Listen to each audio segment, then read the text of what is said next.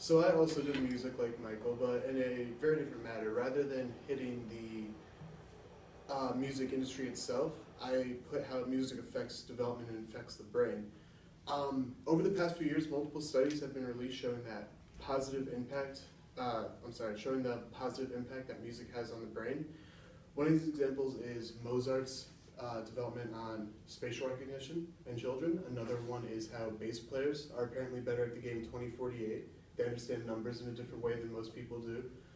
Guitarists actually have been shown to be more intuitive as well as slightly psychic with other guitarists. And drummers, according to multiple studies, and this is amazing to me, are apparently smarter than everyone on the planet. And that's without any exaggeration. To start, we'll talk about how Mozart's work can help with spatial recognition. They can't really explain why it does it, but Medicine Net's interview with a man simply referred to as Mr. Campbell shows that it brings stimulation to the brain and emotional development through auditory impulses. The music itself actually sends different waves throughout the brain, and I guess Mozart's music itself being so calm, relaxing, and soothing in some way helps with your spatial recognition. These impulses help children learn to communicate and express themselves, but on top of just children, music's impact on adults is ridiculously tremendous. A study by Belle Beth Cooper suggested that an adult's genre of choice can depict their basic characteristics. For instance, people who listen to pop music seem to be more creative and outgoing, well, proven wrong by Michael's speech. And jazz listeners tend to have a higher self-esteem, and they're much more at ease. However, it is also said that from these studies that it's not the music doing it, it's the person. Some studies are showing that Mozart's symphonies aren't giving the children the spatial recognition and the development and everything. It's just good timing. Other studies are showing that it's not the music making the personality, it's the person with the personality liking the music. However, the ratio is like a 3-to-1, with music being the heavier thing and just the personality itself not being as much studied. But more interesting than the effects that listening to music has is the effect that actually playing has.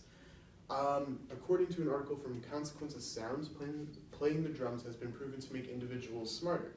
And according to the article, it makes everyone smarter around them. It kind of accentuates because of rhythm, is what they're saying.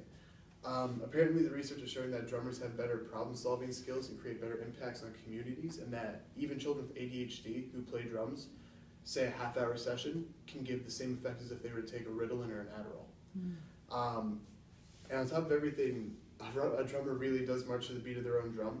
Apparently their brain doesn't work linearly, but it works through waves. So rather than having a regular clock like most people have inside of them, where it kind of helps them time things out, the drummer's brain works in a way that is consistent with our sleeping heart rates, our nerve sensations, and even the nerve sensations of a cat's ear. Very odd sort of conversation, but apparently it's true. But fear not for everyone else. While a drummer may be, according to the study, smarter than everyone, the guitarist is more intuitive and slightly psychic. According to Music Mike, a 2012 study revealed that after being hooked up to brain scanners, guitarists who then had a jam session with each other, they were paired up in 12 sets of 2. They were actually able to sync up their brain waves and slightly read each other's mind, understanding where they were going to go next, what chords they were going to use that they could flow off of each other. And not only did this happen, but happened before they started even playing. Just seeing each other made it start to sync up. And more studies showed that when a guitarist who plays a solo, they deactivate the center of their brain that worries about goals, and it makes it an unconscious thought. Their playing just becomes a natural thing that they just know how to do without any thinking towards it.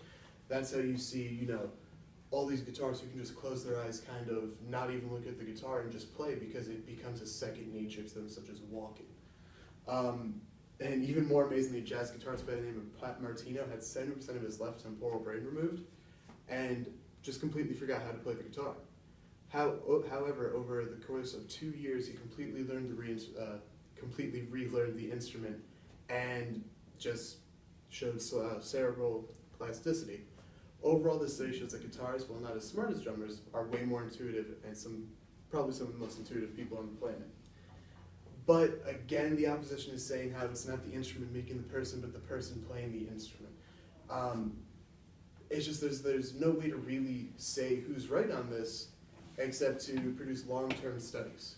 You know, we can't just say, well, we tested this person for 10 minutes and this person for 10 minutes and they both have the same results.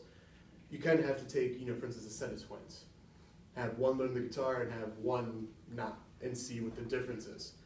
But it just shows that whether listening to music or playing, it just holds tremendous weight on our development and who we are as people. And I think music collaboration is a great thing and something that everyone should in some way, shape, or form get into, because it helps people find themselves. Obviously, it's, according to these studies, it's helping people's development, and it just helps people with a sense of accomplishment and self-worth.